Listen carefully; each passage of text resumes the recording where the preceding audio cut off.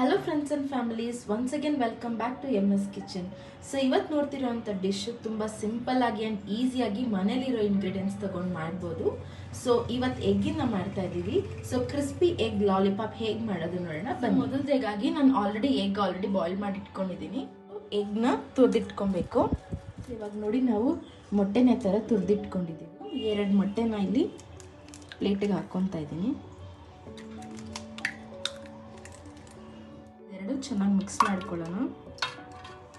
ನಾವು ತುರಿದಿರೋ ಮೊಟ್ಟೆಗೆ ಈರುಳ್ಳಿ ಆ್ಯಡ್ ಮಾಡ್ಕೊತಾ ಇದ್ದೀನಿ. ಒಂದು ಸ್ವಲ್ಪ ಬೆಳ್ಳುಳ್ಳಿನ ಆ್ಯಡ್ ಮಾಡ್ಕೊತಾ ಇದ್ದೀನಿ. ಶುಂಠಿನ ಆ್ಯಡ್ ಮಾಡ್ಕೊತಾ ಇದ್ದೀನಿ. ಹಸಿಮೆಣಸಿನ್ಕಾಯಿನ ಆ್ಯಡ್ ಮಾಡ್ಕೊತಾ ಇದ್ದೀನಿ. ಕೊತ್ತಂಬರಿ ಸೊಪ್ಪನ್ನ ಆ್ಯಡ್ ಮಾಡ್ಕೊತಾ ಇದ್ದೀನಿ.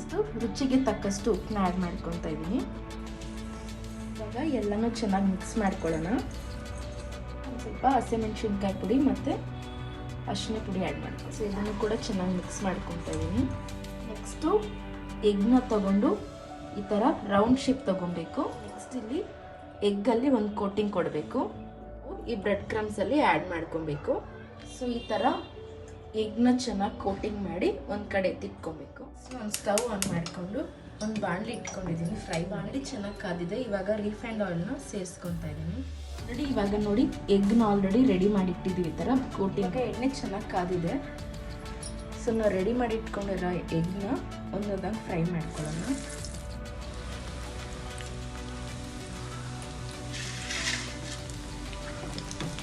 ಇವಾಗ ಫ್ರೈ ಮಾಡಿದಾಗ ಸ್ಟವ್ನ ನಾವು ಲೋ ಫ್ಲೇಮಲ್ಲಿ ಇಟ್ಕೊಂಡು ಫ್ರೈ ಮಾಡಬೇಕು.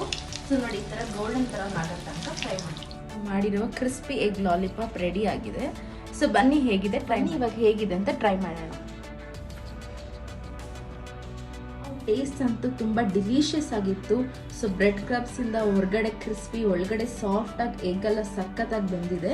ಸೊ ನೀವು ಕೂಡ ಈ ರೆಸಿಪಿನ ಟ್ರೈ ಮಾಡಿ ಹೇಗಿದೆ ಅಂತ ನಮ್ಮ ಕಮೆಂಟ್ ಬಾಕ್ಸಲ್ಲಿ. ಇದೇ ಥರ ಮೋರ್ ರೆಸಿಪೀಸ್ಗಾಗಿ MS ಚಾನಲ್ನ ಫಾಲೋ ಮಾಡ್ಕೊಳ್ಳಿ. ಫಾಲೋ ಮಾಡ್ಕೊಂಡಿಲ್ಲ ಅಂದರೆ MS ಚಾನಲ್ನ ಸಬ್ಸ್ಕ್ರೈಬ್ ಮಾಡಿ, ಬೆಲ್ ಐಕನ್ನ ಕ್ಲಿಕ್ ಮಾಡ್ಕೊಳ್ಳಿ. ಹಾಗೂ ಲೈಕ್ ಆ್ಯಂಡ್ ಶೇರ್ ಕಮೆಂಟ್ ಮಾಡಿ.